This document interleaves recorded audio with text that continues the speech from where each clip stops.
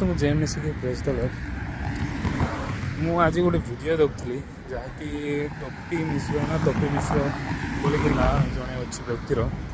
ସେ ବହୁତ ବକୱାସ କଥା ଯାକ କହୁଛି ପ୍ରଭୁ ଯୀଶୁଙ୍କ ନାମରେ, ଯାହାକି ମୁଁ ଭିଡ଼ିଓ ଦେଖି ବହୁତ ରାଗ ବି ଲାଗିଲା। ଆଉ ଏହା ତ ନୂଆ କଥା ନାହିଁ ଯାହାକି ଯୀଶୁଙ୍କୁ ନେଇକରି ଏମିତି କଥା ଯାକ ବନେଇଛନ୍ତି, ଷ୍ଟୋରି ବନେଇଛନ୍ତି, ଯାହା ମନ ଇଚ୍ଛା ତାହା ସବୁ କହିଛନ୍ତି।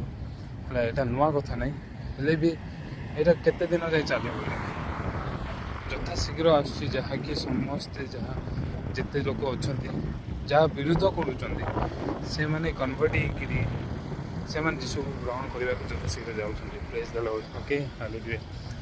ତ ଟପି ମିଶ୍ର, ତମେ ଯାହା କହୁଥିଲ 12 ବର୍ଷ ପରେ ଯୀଶୁ କ'ଣ କଲେ? ଏରେ 12 ବର୍ଷ ପରେ ତୁମେ କହୁଛ ଯେ ଇଣ୍ଡିଆକୁ ପଳେଇ ଆସିଲେ ଯୀଶୁ, ତାପରେ ସେଠି ଆସିକି ଆସିକି ତାଙ୍କ ଶିକ୍ଷା ପ୍ରାପ୍ତ କଲେ, ଏସବୁ କହୁଛ ନା। ସେସବୁ ତୁମେ ବୁଝ ଆଗ। ସେ ଟାଇମ୍ରେ କ'ଣ ଏରୋପ୍ଲେନ୍ ଥିଲା? ତୁମେ ପଠାଇ ଦେଇଥିଲ ଏରୋପ୍ଲେନ୍ ଯୀଶୁକୁ ପଠାଇବା ପାଇଁ ନା କ'ଣ? ଉଡ଼ିକି ପଳେଇ ଆସିଲେ ଆଉ ଏଠି ଶିକ୍ଷା ପ୍ରାପ୍ତ କରିକିନା ଗଲେ?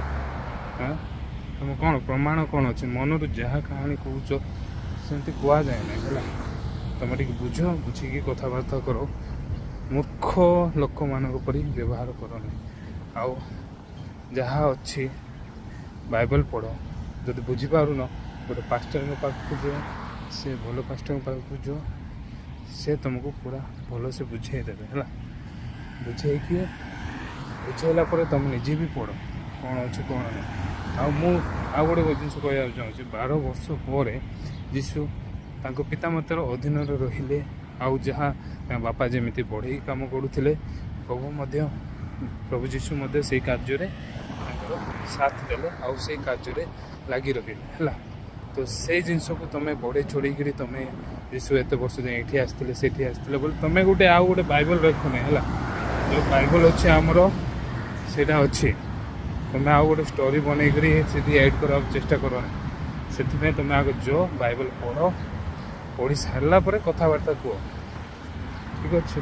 ମନରୁ କିଛି ବି କହିଦେବାଟା ଠିକ୍ ନୁହେଁ। Thank you so much.